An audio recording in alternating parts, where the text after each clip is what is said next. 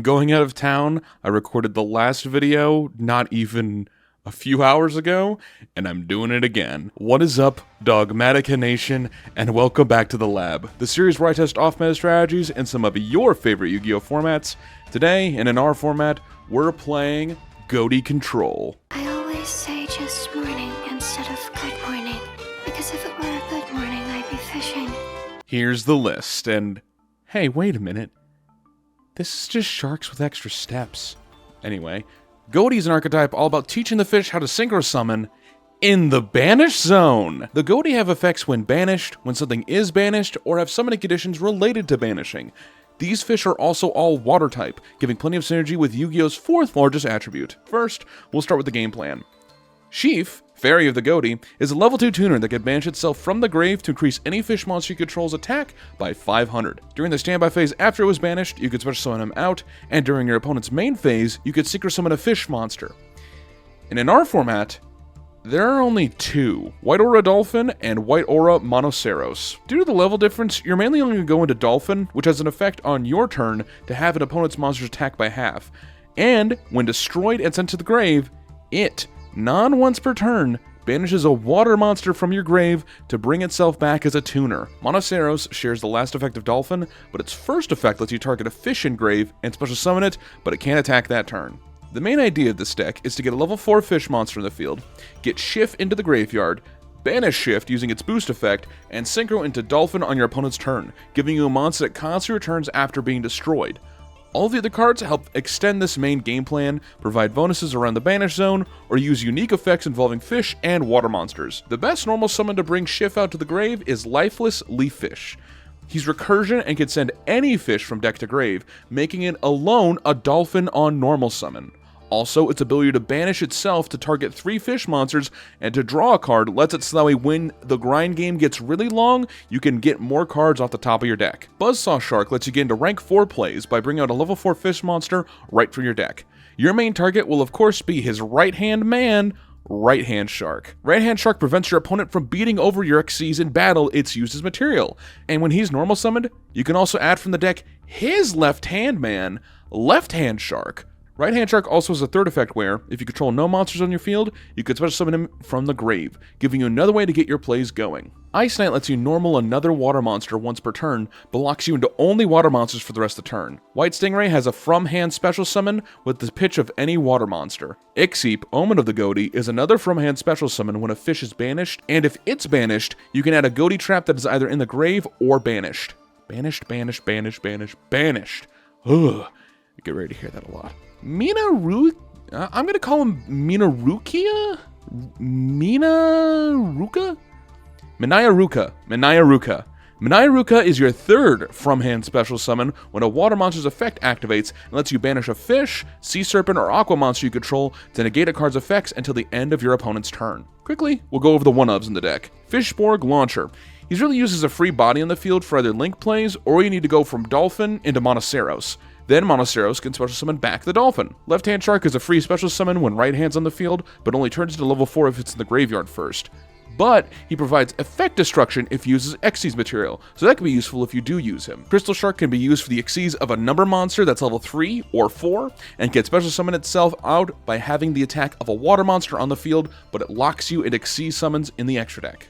Aenoch, Sentry of the Ghoti, is level 6. That, on normal or special, lets you special summon a banished level 4 or lower fish monster in defense, but negates effects. You can also banish a fish monster from your hand or field to add a Ghoti trap from your deck. And finally, Snopios, Shade of the Ghoti, has a quick effect from hand special summon by banishing 2 fish monsters from your hand or grave. If it is special summoned, you can target a card and banish it when it leaves the field, setting up for either itself or other cards to be banished. Finally, if Snopios is banished, you could banish a fish from the grave and add it back to your hand. Ooh. Okay, I'm gonna stop talking about banishing for a little bit. I hope you can forgive me. We're running 4 total spells. White Mirror lets you target a level 4 or lower fish in your graveyard, special summon it, then add a monster with the same name from the deck to the hand. 3 White Fish Salvage, it's a continuous spell that lets you add a fish monster from your graveyard back to your hand once every turn. And when it's destroyed by your opponent, it lets you either add or special summon a fish monster from your deck. For the traps, we're running 3 Dynamicious and NR staple, as well as 5 other traps. Ghoti Cosmos is a normal trap that applies different effects depending on how many banished fish monsters are in both of the banished zones. 1+ gives all your fish battle protection. 4+ gives negation prevention for all fish monsters' effects on the field, and 8+ gives you a special summon of a fish synchro monster that is officially treated as a synchro summon. Finally, the biggest control tool in this deck is 3 copies of Ghoti Fury. This continuous trap lets you banish 1 fish monster and 1 monster your opponent controls until your next standby phase. Also, if a fish is special summoned to your field, you can banish it from either the field or the graveyard to give all your fish monsters plus 100 attack for each banished card until the end of the turn. You're rarely, if ever, going to be using that effect, but if you have the ability to recur this card, it's pretty fine. For the extra, we have the full array other than fusions. For the synchros, we have 3 Dolphin, 2 Monoceros, and 1 Glacial Beast Iceberg Narwhal. I have never summoned this card, and I hope I never have to. For the Xyz, we're running 2 Snowdust Giant. You want to put your ice counters on itself to keep your effect running. Also, it's not a hard once per turn, so you can get both of them on the field. It could just stack incredibly high. The number Xyz include 1 Black Ship, 1 Diamond Crab, and 2 Malevolent Sin. Finally, the links include 1 Triple Burst Dragon and 2 copies of Abyss Keeper. This card does it all for the strategy. It lets you special summon a fish from hand to a zone it points to. It banishes not only your monsters, but your opponent's monsters forever. It's just fantastic. You do have to worry about it being only a 1500, and it can't be linked off the turn it was link summoned, but it's well worth the hassle. And that is Ghoti Control. With all that being said, let's get into the duels and reel them in. But first, if you like this video, please be sure to leave a like and subscribe if you want to see more NR format content. Are there any other NR format decks I should try? Let me know in the comments below.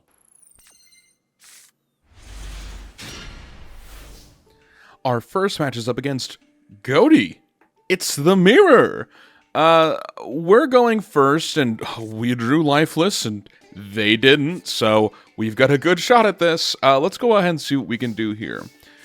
We normally summon out Lifeless Leaffish. We send out Sheaf. Of course, Sheaf effect is going to go ahead and target the Lifeless Leaffish. We're going to set 1 and pass. They draw for turn, and during the standby phase, we're going to activate Sheaf, bring itself on back, and during the main phase, we're going to be able to synchro summon out using Sheaf and Lifeless to bring out White Aura Dolphin. They're going to set 3 cards, go into the battle phase with Ice Knight, and pass the turn. Alright, well, we're going to be able to do something here. They're going to activate Paleozoic Dynamicious, targeting our White Aura Dolphin. I think this is fine.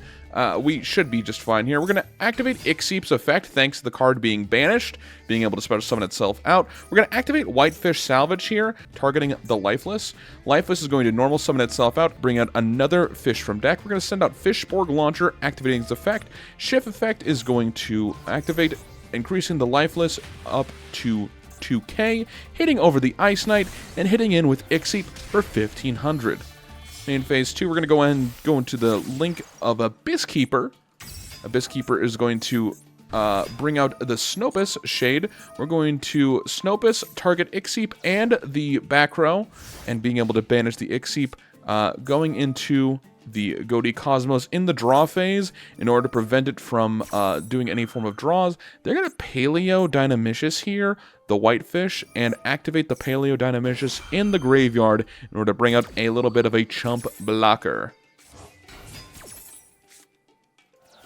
As the chain resolves, they go to standby phase. We activate Ixip, being able to set back down the Ghoti Cosmos, and they're going to bring out the Shift once again. They're going to normal summon out the Ice Knight. They're going to activate the effect of Fishborg Launcher, synchro summon into White Aura Monoceros. They're going to Monoceros here, grabbing back the White Stingray, making it a tuner, going to the battle phase, hitting over Abyss Keeper, realizing that we have battle trapped ourselves, and they're gonna give up from here. This replay shows the difference between having the play of Dolphin on turn 1 versus not. It's a shame our opponent had to flop on the floor like a fish.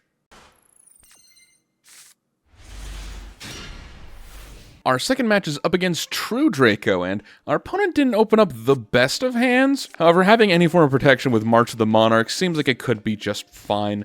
They're going to draw for turn. They're going to normal summon out Fluffle Dolphin, activate March of the Monarchs, activate True Draco Heritage, tribute summon once again, bring out the Majesty Maiden, the True Draco Slayer, making them have a non-targeted Majesty Maiden alongside having it so that they cannot be destroyed by card effects. Seems like it would be fine for most decks. However, this deck happens to play a little bit differently.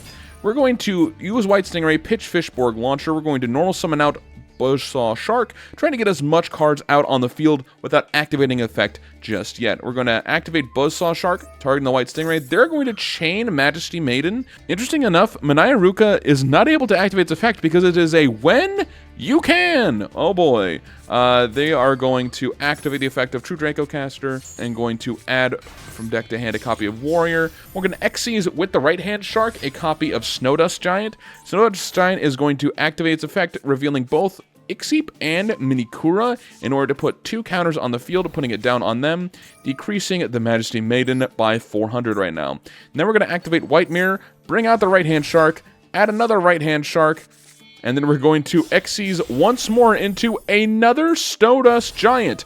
Not only does it get the second effect of being able to reduce all cards for the amount of ice counters in the field, but we can do it again, pitching the right-hand Shark. Now we're going to Minikura effect, bring itself back out, put 2 more ice counters, this time on this Snowdust Giant. Ooh, this one's fun. We're going to Fishborg Launcher here, bring itself on out. We're going to Minikura here, targeting March of the Monarchs, making it so now we can target their cards and also be able to make their Tribute Summon monsters be able to be destroyed by card effects. We're going to Special Summon out Ixip, thanks to the card of Fishborg Launcher being banished by Mini Ruka, and go into the battle phase here. We're going to hit in with both the Snowdust Giants, Manaya Ruka, and Ixip, leaving them all along on 1300. We're going to Xyz out Malevolent Sin for shits and giggles, realizing that, hey, non-water monsters on the field, not just your opponent. So we have an 800 attack, Malevolent Sin. Oh, that's comedy, isn't it? They're going to draw for turn, and Fluffle Dolphin's not exactly what they want. They're going to activate Disciples of True Draco, tribute summon out Ignis Heat, can activate a True Draco Heritage, go to the battle phase, and ooh, yeah, that's going to be the end of the game. This game really shows the kind of lines that you can do without having to go into the usual synchro play. There are still a lot of lines that you can do that are very interesting, very fun, and I think they are well worth exploring.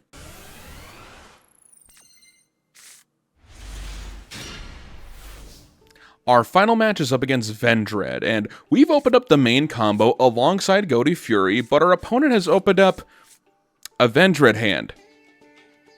So, you know.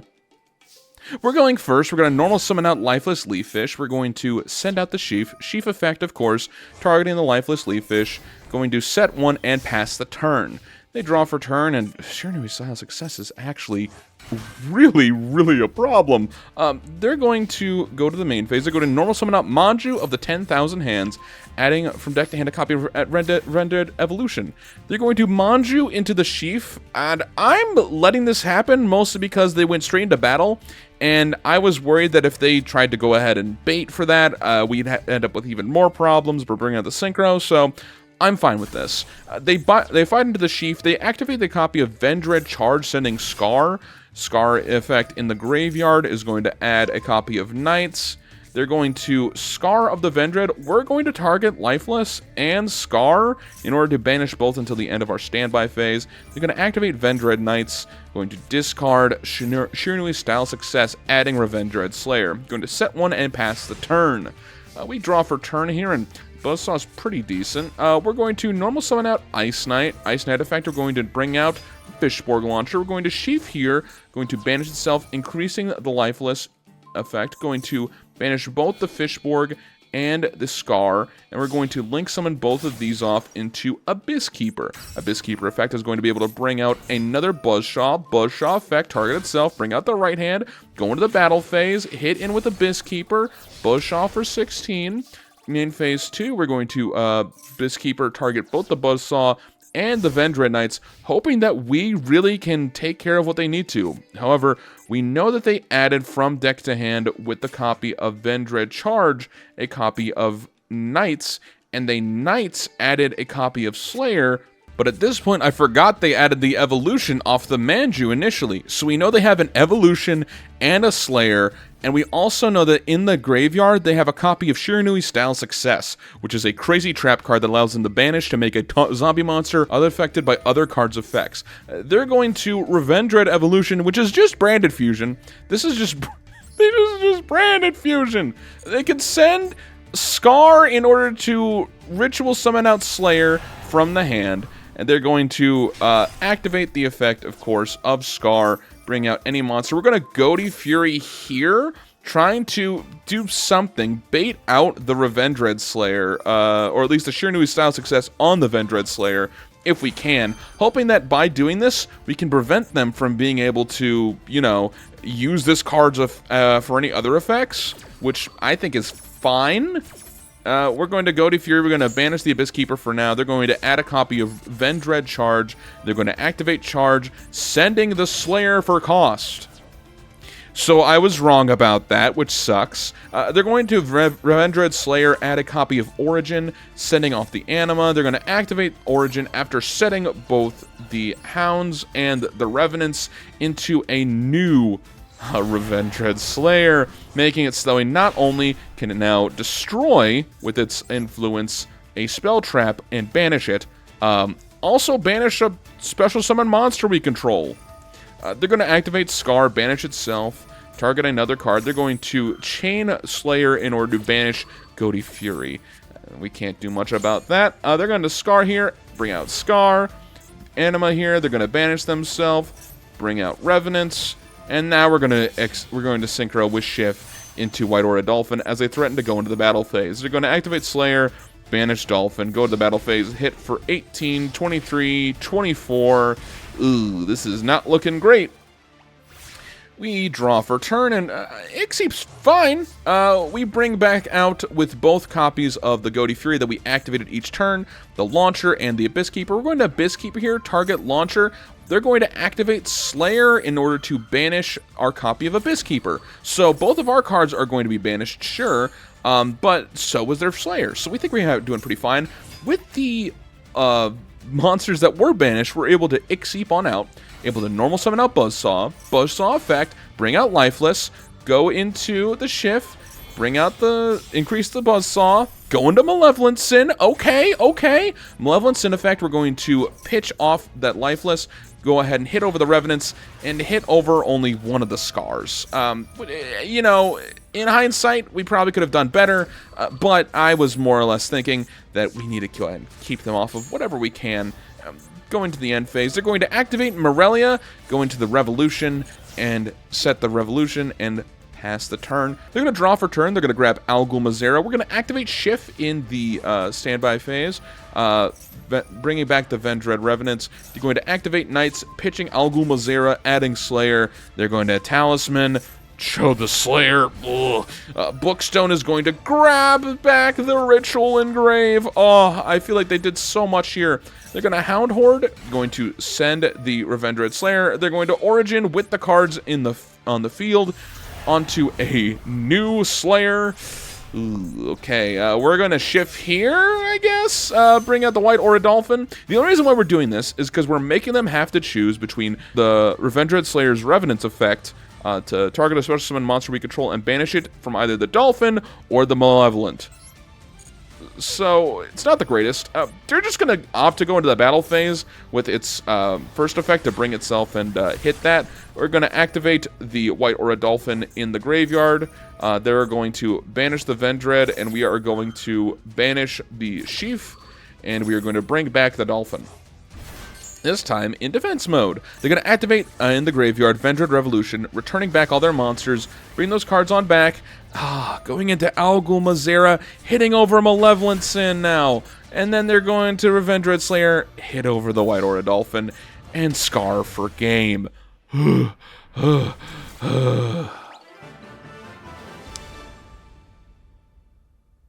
Yeah, okay, so we could do a couple of things when we're banished, but when the White Aura Dolphin's banished, we really can't do too much. Oh well. So we're back with the deck, and good lord, do these control decks cause these games to last forever.